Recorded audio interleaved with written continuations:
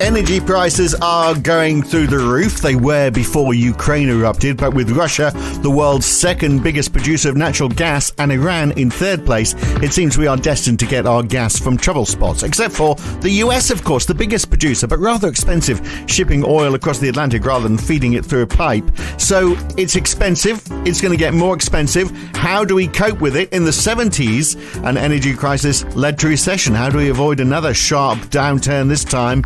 In short, how do we avoid another fuel crisis? Or is it just too late for that? It's the Debunking Economics podcast with Professor Steve Keen. I'm Phil Dobbie. Welcome along. Well, oil has reached $130 a barrel the last few weeks. Dutch TF, which is the European benchmark for natural gas, was consistently below 30 euros per megawatt hour until the middle of last year. Then it started rising, even before we all had all the problems in Ukraine. It's now peaked close to 200 euros before falling back to about 105. In short, for oil and gas, prices are volatile, but they're still well above where they were. So, Steve, what's your theory as to why this is happening, and will it come back down again, or are oil and gas prices stuck high forever now? Well, they're not stuck high forever, but of course a large part of the source, of particularly the gas for Europe, comes from Russia. And it's still being pumped out. The Russians, all the sanctions have not included sanctions on Russian energy exports for what should be obvious reasons, unless you're a neoclassical economist. Well, except for those countries that don't want it. So the United States is very easy for the US to say. But in Europe you can't. I mean, the only way Europe could do without Russian gas is if they had LPG terminals at the wharves big enough to take shipments of LPG from somewhere else in the world. But they don't. I think there's a couple of terminals, but nothing like the capacity to take in the gas that's coming down the pipeline from Russia. So they are, and that's so it's in some ways it's market speculation over that, because what will Vlad do? The usual question du jour. That's why the volatility there, because people are speculating about it rather than actually being an actual shortage right now. Yeah. But the dependence upon oil and gas is extreme, and if Russia ceases to be the source of one or the other, then oil prices can rise. If Russia got taken off the global market, for example, then that is going to cause price pressure on the remaining suppliers of oil. But it's gas more than oil, isn't it? Gas is the big one for Europe, and it's conflict. And the problem with oil, of course, is as they try to do, let's just get the Saudis to up their oil production, but the Saudis are a bit miffed with the West because they're not supplying the arms that they want for fighting in Yemen. So the Saudis are going, no, we think you should struggle even more now. So it's a war on oil and war. They're always tied together, aren't they? They have been for a long, long time, ever since we discovered the damn stuff. But if you ever saw the movie dramatisation of the actual story of Moby Dick, the real story on which Moby Dick is based, there was a white whale. There was a whaler who lost his leg to the white whale and survived in a boat full of both black and white survivors of the crash. In fact, of the being sunk by the whale, and it was a dramatic tale all round. But at one point in that, they say, we're in the oil business. And when you think about it, that's what they were. The source of oil was whales. So then when we discovered, Texas tea, as we said, the old Beverly Hillbillies, it was actually, I think, in Philadelphia, wasn't it? The first major... I wouldn't have a clue. I'll take your word for it. Okay, but consequently, what you had was an enormous, unexpected source of energy in liquid form, easily convertible into many, many uses. Obviously, originally kerosene back when it began, but then petrol for combustion engines, and then diesel, et cetera, et cetera. Our entire industrial structure is built around oil. And we even today, with all the talk on renewables, when you look at the percentage of energy in total that's supplied by renewable energy sources, is less than 20% of total energy consumption. That's being generous. It's more likely about 15 to 16%.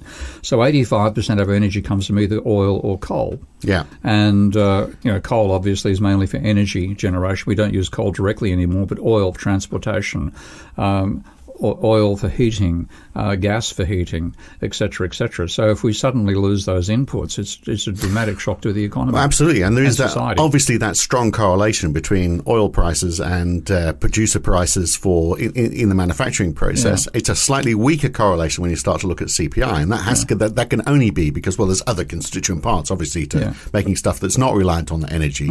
But it also means if those PPI, those producers' prices are going up, but there's a squeeze on CPI, but people aren't prepared to pay more, then the margins for companies, you get margin squeeze. Companies are going to go under. And this is one of the other dangers, because one of the many ways in which neoclassical economics is a positively not a useless but dangerous guide to reality is they think that when you have an increase in demand, you get an increase in price because it costs more to produce the output per unit, which is empirically bullshit. I'm using a technical term there. I'll explain it later. No, empirical. Always being confused by that word. Because firms have declining costs.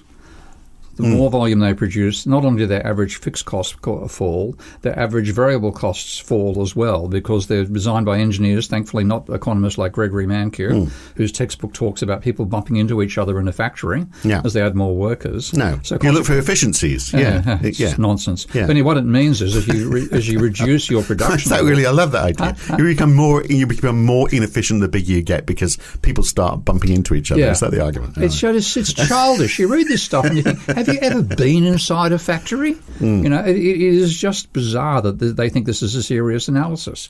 But anyway, what it means is they think prices will rise as volume increases, which means consequently in the opposite direction, prices will fall if demand falls. Yeah. Okay. But the reality is the cost of production rises.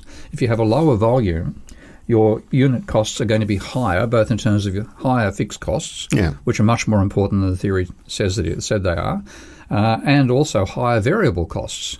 So you've got, first of all, for the manufacturers, they have an increase in their costs with a decline in their sales. Yeah. And then if you say, well, pressure on people on the CPI, the margin has to give way as well, and they're suffering doubling. Yeah, and that is what we're going to face, isn't it? So we're going to have a cost of living squeeze because CPI is going up so much, but we're going to have a bigger squeeze on businesses, and we will start to see people losing their jobs because companies are going to go under as a result of it. Or they're going to be forced into trying to find economies elsewhere, so they'll start sacking their clerical staff. Yeah. And this is the usual. There's a huge buffer in most corporations, the whole management layer. And the bullshit jobs. The bullshit jobs. Yeah. And you can't get rid of the real jobs, people on production floors, but you can get rid of the bullshit jobs, and you can get rid of the engineering jobs. You can get rid of the design jobs. So consequently... If you don't have an eye to the future. Yeah. So if you're in middle management, you're listening to this, be scared. It's the message. Make coffee. But is this going to be around for a long time? Is it going to correct itself? Is there stuff that can be done? So here in the UK, for example, Rishi Sunak, bless his little cotton socks, the man who... he wears cotton. I thought they'd be silk. Probably silk, yes. Bless his little silk socks and his silk handkerchief. I don't know if you noticed, there's all these photographs. He obviously has a team of a PR team with photographers following around. Yeah. So there's a photograph this week of him, because we're talking about fuel. Yeah. There's a photograph of him at a petrol pump, a Sainsbury's petrol pump. Nice narrow depth of field focus. He's there in his sharp suit. Well, he's actually not wearing a suit. He's wearing a shirt with the sleeves rolled up to show he's one working. Of the people. Oh, yeah. He's actually related to Morrison, Scott Morrison in Australia. Yeah, same sort of idea, I think. The same neoliberal baby factory. But his approach through all of this is that he's going to slash fuel duty by 5 pence in the gallon. So it's going to bring down the cost of fuel. But if I heard someone this morning discussing the fact that actually if you look at how much fuel has gone up, he's probably making about 15 pence in extra VAT payments. So actually giving 5 pence back in fuel duty was still 10 pence worse off in terms of how much we're paying to the government. So he still quids in. But even if he's doing that, he's trying to reduce the price of fuel. That's not going to make any difference whatsoever, is it? Because if it's almost a bit like subsidies for homes, isn't it? If you make it cheaper to buy fuel, but fuel is in short supply, all that's going to happen is the price is going to go up even more. Because if you make it cheaper, thinking, well, it's going to be cheaper for everybody, therefore people are going to buy more.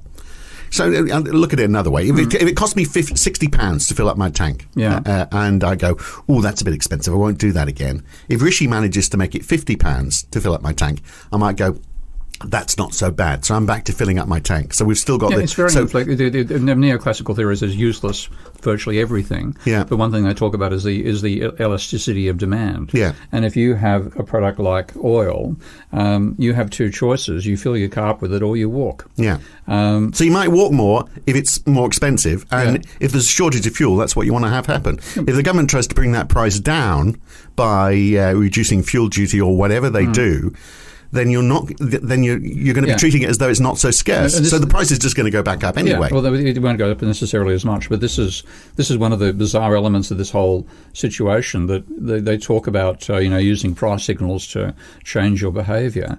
But you need not a change in behaviour, but the structure of industry. Out of this, the only way to get out of the problem is to no longer rely upon oil. But that means you're replacing virtually every car on the road, every truck. Virtually, and it's going to take years or decades. You're looking at a decadal process which should have started 50 years ago. Because which is the first oil shock. And people, I wonder how much of our audience is actually alive during the first oil shock. In the 70s? 1972. Yeah. Okay, that was the Yom Kippur War, and in the aftermath of the Yom Kippur War, which of course the Arab side lost in 6 days flat, they put an embargo on any countries that assisted Israel, which of course included America. So you had the first huge spike on oil prices back then. And I think even before then, in the 1970s, because wasn't there a protest against Nixon taking gold off the... No, that's pretty much the same time. You think you can play. 71 was the gold standard trick. 72 was the Yom Kippur War, and 72, 73 was the first oil shock. So how does what's happening now compare to what happened back then? It is very different. To hear why, you'll have to listen to the full version of this podcast. To do that, you need to become a supporter of Steve Keen on Patreon. Go to patreon.com/Prof. Steve Keen, or become a subscriber at debunkingeconomics.com. Next week, we look more at inflation, that other great hurdle that we have to get over to return to life as normal, if we ever will. We'll look at that next time on the Debunking Economics podcast with Professor Steve Keen. I'm Phil Dobbie. Thanks for listening.